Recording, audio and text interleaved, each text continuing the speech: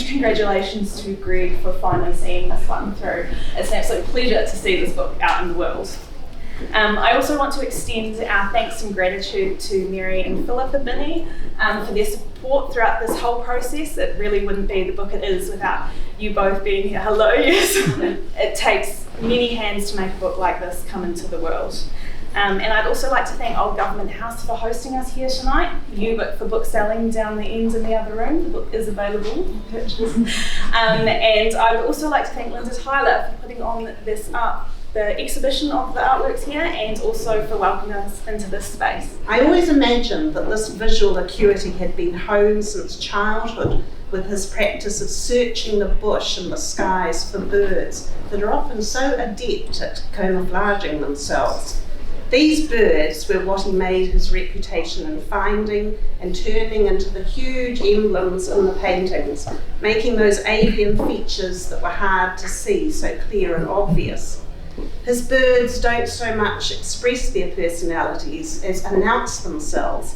And in this, I think he was very influenced by the concept from Mataranga Māori, birds acting as messengers to the gods in the heavens, winging their ways along spiritual paths. Like most island dwellers, he enjoyed the sound, the sight, the feel, and the smell of the sea.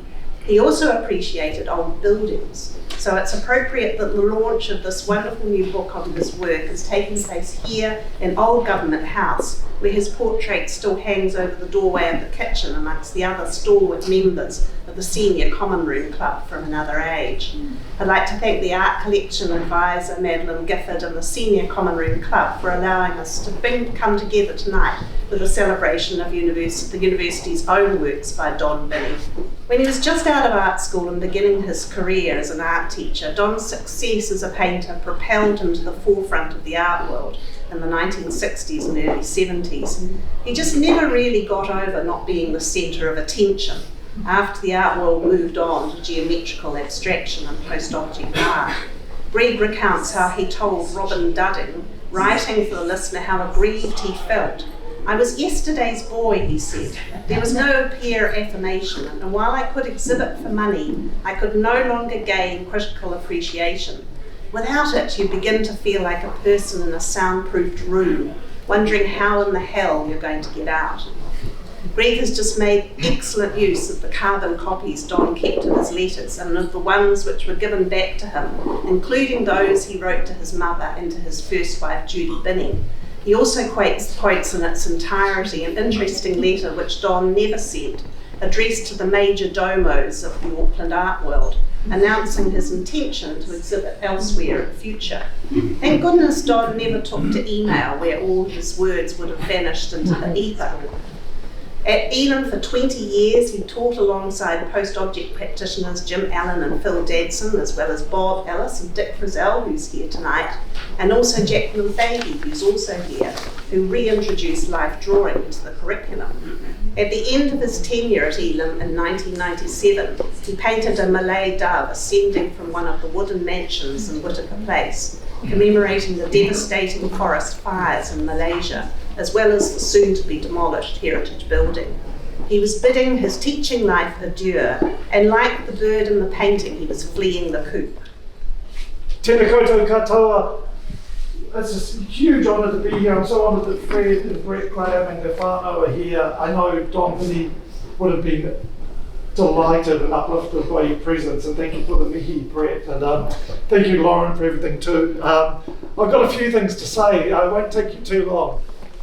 I've been asked whether I knew Don Binney personally and how I came to embark upon this project. There are three answers to those related questions. Firstly, as a boy and then a teenager growing up in Auckland, a framed reproduction of his 1963 painting of two shining cuckoos, Pipi Whararoa, hung above my bed. A few thousand nights' sleep were had directly beneath this inspired gift from my parents. In hindsight, I feel Don's shining cuckoo must have come down off that wall at some point and nested inside me. Secondly, I met Binney in person a few times. He would come to Auckland University Press Christmas drinks here in Old Government House back in the 1980s when I was a young and bushy-tailed poet. I remember he and his poet friend Kendrick Smithyman talking eloquently and brilliantly in the corner just there where Linda is, both of them sounding forth in ornate and erudite paragraphs rather than sound bites. The likes of them will never be seen or heard again. Special thanks to Binney's old acquaintances, students, Brett included, workmates, Dick included, Linda and Tyler included, everybody. There were so many insights offered, there were far too many colourful stories than I could ever fit into a book, even one of these considerable dimensions. In writing this book, I found myself returning to the painting on my childhood bedroom wall and the sense of wonder it imparted. This book is a reciprocal gesture, I hope, and it is also a love poem to Don's Patria Chica, his little country, Tihenga, the place he loved most. Finally, Don Binney Flight Path is the appeasement of a ghost. Through the researching and writing, I had him on my shoulder, a bird-like presence, a strong ghost indeed. Thanks above all to Donald Hall Binney, to Don, to Bin, the Birdman, who has been a vital presence and companion over the past few years. And now I believe, I hope, he will find a fitting roost in the words and images here gathered. From Tihenga with Aroha Nui, Don Binney Flight Path.